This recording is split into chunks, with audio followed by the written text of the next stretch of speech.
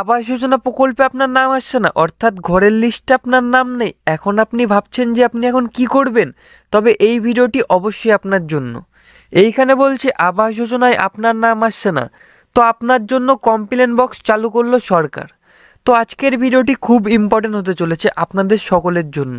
তো ভিডিওটি শুরু করার আগে আপনাদের সকলকে একটি কথা জানাতে চাই।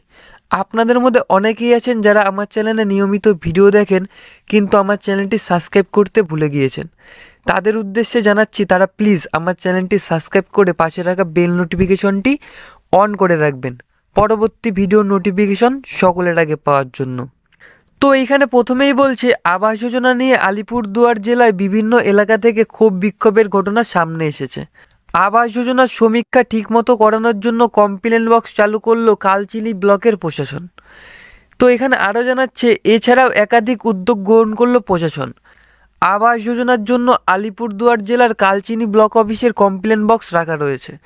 কালচিনির বিডিও মিঠুন মজুমদার জানান যে আবাস যোজনার সার্ভে নিয়ে কারো কোনো অভিযোগ বা কোনো ক্ষোভ থাকলে পরে তারা অফিসে এসে কমপ্লেন বক্সে অভিযোগ জমা করতে পারেন। তিনি আরও জানান, আবাস যোজনার সার্ভে ঠিক মতন হোক, এর জন্য একাধিক উদ্যোগ নেওয়া হয়েছে সরকারের পক্ষ থেকে।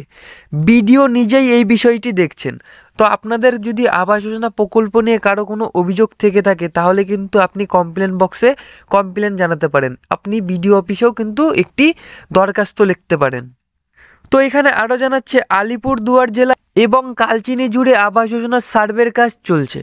আবাস যোজনা নিয়ে বিভিন্ন এলাকা থেকে বিভিন্ন অভিযোগ সামনে এসেছে ইতিমধ্যেই।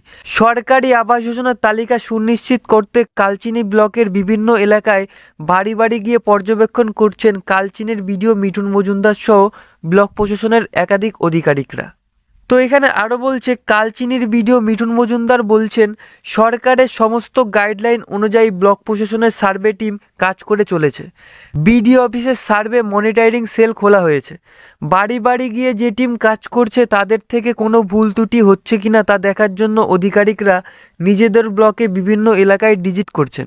তো আপনারা বুঝতেই পারছেন যে আবাস যোজনা নিয়ে কিন্তু জোরদার কাজ চলছে। তো ইতিমধ্যে কিন্তু আলিপুরদুয়ার কিন্তু প্রথমের কমপ্লেন বক্সটি উদ্বোধন করছে। তো আবাস যোজনা ঘরের লিস্টে যদি আপনার নাম না থেকে থাকে, তাহলে আবাস যোজনা নিয়ে আপনার মনে যদি কোনো অভিযোগও থেকে থাকে, তাহলে আপনি আপনার অভিযোগ কিন্তু ওই কমপ্লেন বক্সে দায়ের করতে পারেন, অর্থাৎ আপনার অভিযোগ কিন্তু সেই কমপ্লেন বক্সে জানাতে পারেন।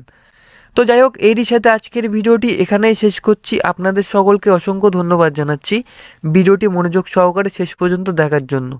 তো বাংলার বাড়ি আবাস যোজনা প্রকল্প এবং সরকারি সমস্ত রকম প্রকল্পের সুবিধা সবার আগে পেতে হলে আমার চ্যানেলটি সাবস্ক্রাইব করে পাশে রাখা বেল নোটিফিকেশনটি অন করে রাখবেন, পরবর্তী ভিডিওর নোটিফিকেশন সকলের আগে পাওয়ার জন্য। আজকের মতন এখানেই শেষ করছি।